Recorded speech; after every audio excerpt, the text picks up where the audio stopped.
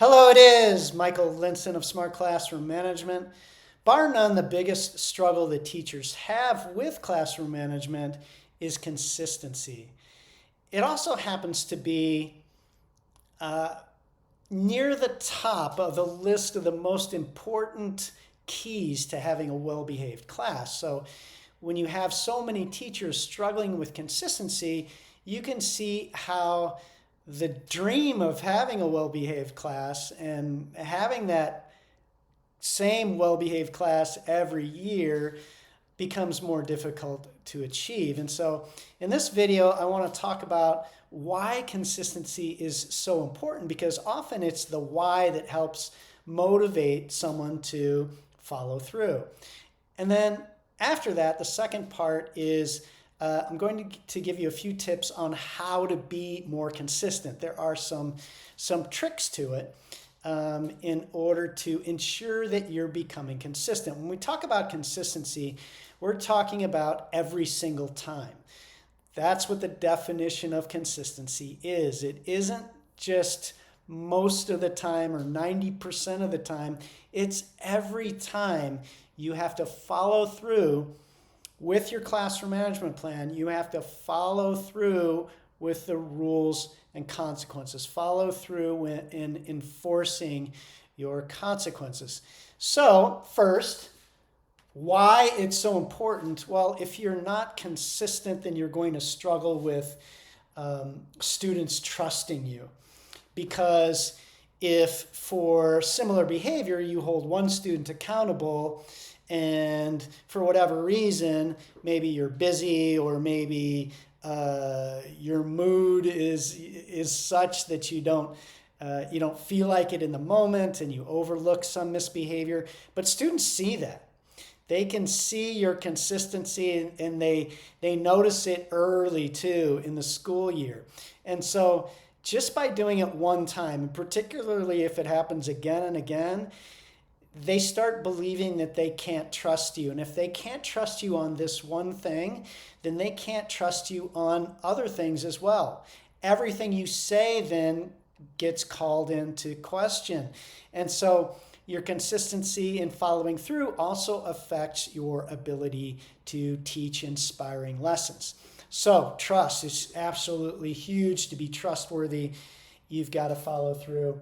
The next thing related is likability. So if you don't trust someone, they're really difficult to like, because then we start thinking they have ulterior motives. And so we start believing that they play favorites, that their mood affects how they treat us. And so then we become less likable. When we're not likable, we don't have influence with students. So that consistency also affects your influence over not just their behavior choices, but their motivation to learn. And then the last one as to why is responsibility. If you are inconsistent in following through or following your classroom management plan, when you do hold a student accountable, they're going to be angry at you, not reflecting on their misbehavior. They're going to be angry at you and they're not going to take responsibility because you aren't fair. They don't trust you. They don't like you. So privately, they don't like you. They may smile at you. They may pretend just to get by, but privately, they won't like you. And it's going to affect, again, your influence. And if you send a student to timeout, they're not going to take responsibility because you didn't send another student to timeout when they broke a rule. If I'm a student, I see another student break a rule, and I'm wondering, what's going on? How come you're not holding them accountable when you hold me accountable? And so I'm not going to take responsibility for that because you're being unfair. And if they don't take responsibility, why should I? And so if you do want your students to take responsibility, reflect, and choose of their own accord not to make those same mistakes and misbehaviors again, then you have to be consistent. And when you are, they automatically start taking responsibility because they know it's them. You're not playing favorites. You're not pulling them out and picking on them.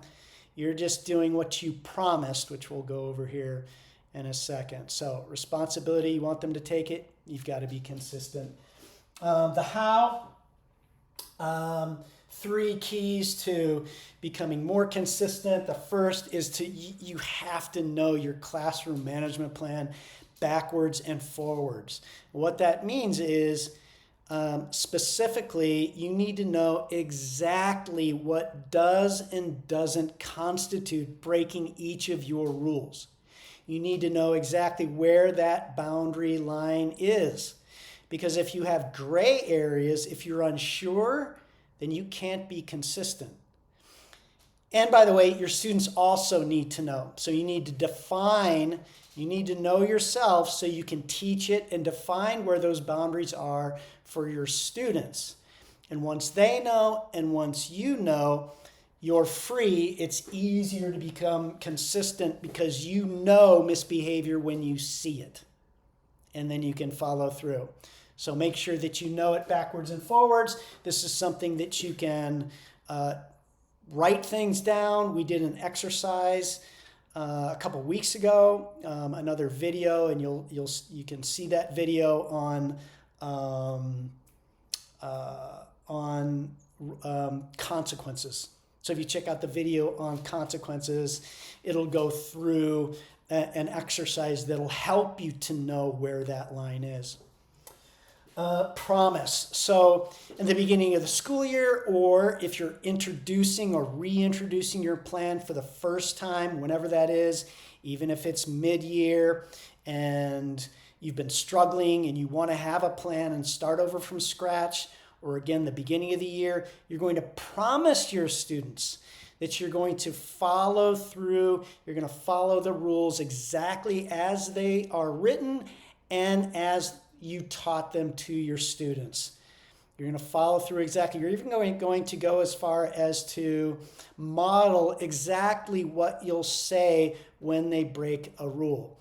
And then it's a promise. You're going to say it. I promise to follow through, to follow this classroom management plan exactly as it's written. That means no favorites. I'm not going to follow it based on my mood.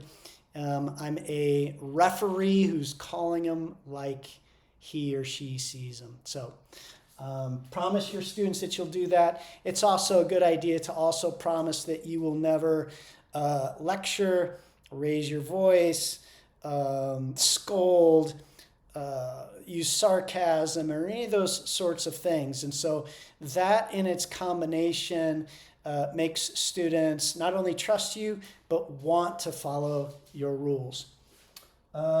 Finally, every day you have to make a conscious decision. Following through is not a feeling, and you're not a judge judging the misbehavior. Again, you're simply a referee who chooses to do their job well.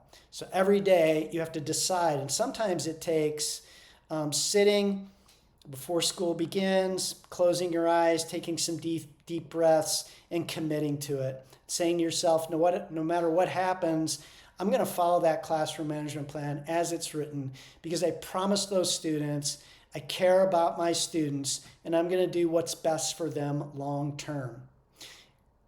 It's a decision you make, and it's a decision you make beforehand.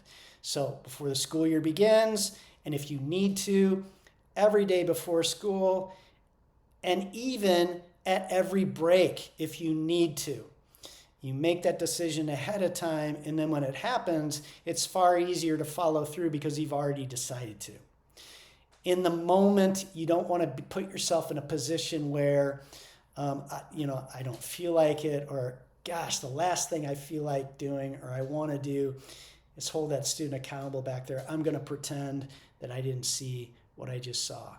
You don't want to put yourself in that position. You decide ahead of time, backed by a promise, backed by your complete understanding of where the line is, plus your students, makes consistency far, far easier. I'm not going to say easy. It does become easy because it becomes a habit. It becomes who you are. But in the beginning, you really have to consciously kind of think through these, think through the why. The whys tell you the stakes that are involved when you're being inconsistent.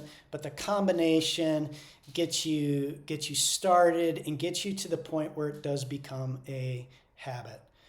Okay, I hope this helps. It is the key to having the classroom that you really want is consistency. Yeah. So if you have a question or comment or a story about being consistent or being inconsistent and the profound effect just making this switch has, please leave a comment below. Also, be sure to subscribe to this channel and give it a thumbs up if you find what we're doing here valuable. Okay, hope you're having a great weekend. See you.